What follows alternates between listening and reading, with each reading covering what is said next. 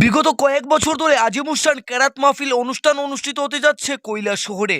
তারই অঙ্গ হিসাবে আগামী 9 জানুয়ারি রোজ বৃহস্পতিবার বিকেল 2 ঘটিকা হইতে রাত্র 10 ঘটিকা পর্যন্ত টিলাবাজার ঈদগাহ ময়দানে আজিমুসান কেরাত মাহফিল অনুষ্ঠিত হবে।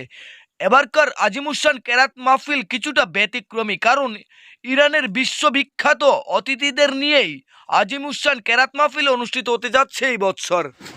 আলহাজ হাফিজ আব্দুল জলিল সাহেবের সভাপতিত্বে মূলত এই অনুষ্ঠান অনুষ্ঠিত হতে যাচ্ছে।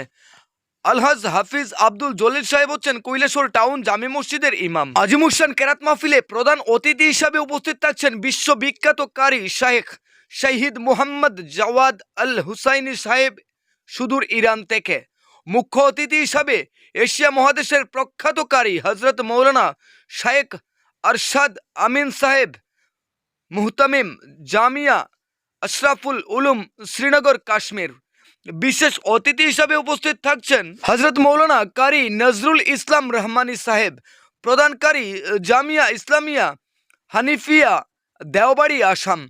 আজিমুসান কেরাত মাহফিল কমিটির পক্ষ থেকে জানানো হয়েছে যে মহান আল্লাহ তাআলার কালাম বিশুদ্ধ করে পাঠ করার উৎসাহ ও উদ্দীপনা জাগানোই হচ্ছে মূলত এই অনুষ্ঠানের মূল উদ্দেশ্য।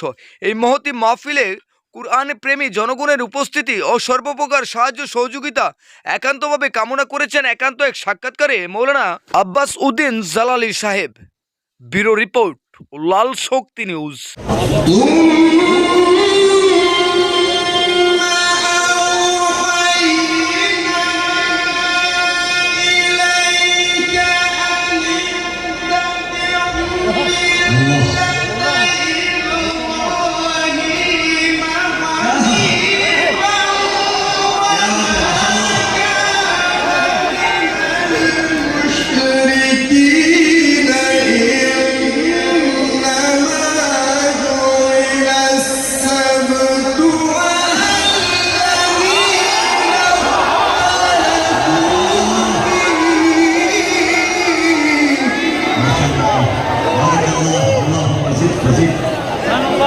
Masya Allah.